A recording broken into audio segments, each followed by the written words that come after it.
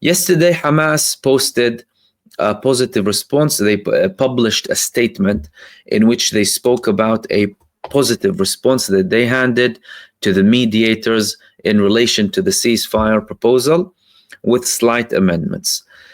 Then there was a response that came from Donald Trump, who welcomed the response of Hamas during a short statement that he made while he was traveling. He welcomed the positive response in relation to the ceasefire. He said it was good that they responded with a positive spirit, and he was hoping that there could be a deal by next week, the week where Benjamin Netanyahu will be visiting Donald Trump in the White House. In the meantime, Benjamin Netanyahu made statements. The statements of Benjamin Netanyahu were, we are actually not accepting the amendments of Hamas. But despite the fact that he's saying Israel doesn't accept the amendments of Hamas, he's still sending a delegation to Qatar. What are these things that Benjamin Netanyahu isn't agreeing upon? They're not very clear, but the reports in Israel are talking about the fact that they might be related to the way that the aid is being distributed inside of Gaza.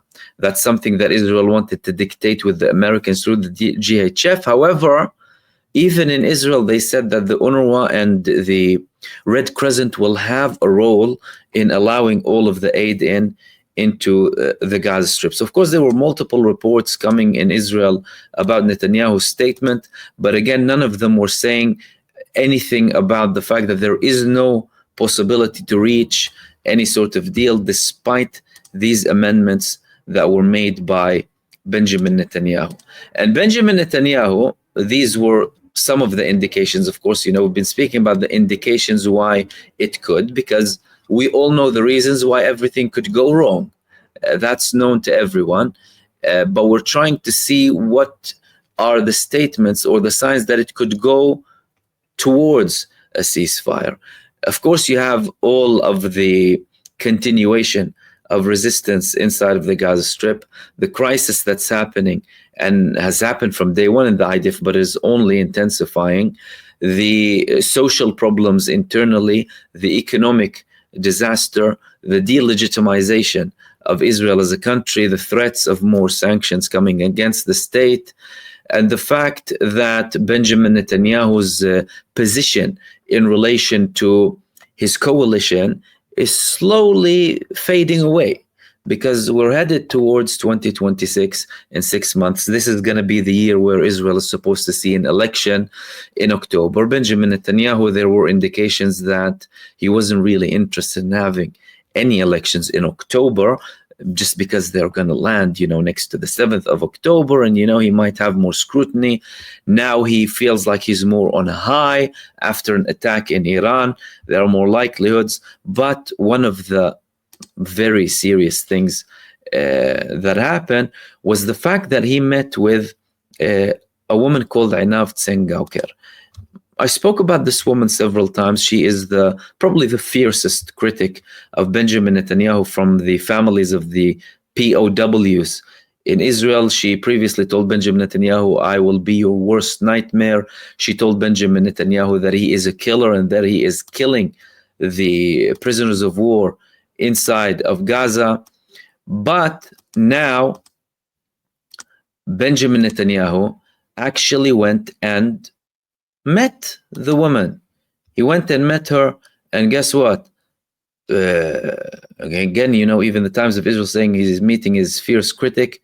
He met her in Nir Oz, one of the places that were affected by on the 7th of October, and she was also seen hugging him and hugging his wife as well, in an indication that, well, he might have told her certain things about getting towards a deal. This woman has been saying things against Benjamin Netanyahu that Netanyahu's biggest enemies haven't been saying about him. He's a mass murderer. He's killing the Israeli prisoners of war. He's a criminal. He needs to be sacked. He went and saw her and he spoke to her. Again, clearly there is something that happened there between her and Benjamin Netanyahu. After that, she went out and made a statement. She said that I hope that we will come with good news soon, but I also hope that the Israeli Prime Minister will agree to an all-out deal, not just a deal in Nox. So far, there is a prospect of a deal happening in Nox. From the POW families' perspective, it's better than nothing, but that would risk, of course, the remaining ones, because the Palestinian resistance, so long as there is no direct solution, that would include everything: total withdrawal, release of the Palestinian prisoners, allowing all of the aid in, the rebuilding process. The day after all of that, they won't be releasing all of the prisoners of war. Not that only, they won't be releasing the heaviest prisoners of war, because those who are remaining in the hands of the Palestinian resistance are the officers and the commanders of the IDF. These are not like people who they took from other parts surrounding Gaza. No, these were active in the army. They weren't even like reservists. They were actively deployed around Gaza in the Gaza division, and they are the ones who are held now. And that has a very crucial importance inside of the Israeli army. Why? Because if Benjamin Netanyahu, well, he's already being criticized for killing so many prisoners of war anyway, because of the whole genocide and how he conducted it inside of Gaza, with indiscriminate bombing that killed at least 40, as confirmed by Israel, but the number could be higher again.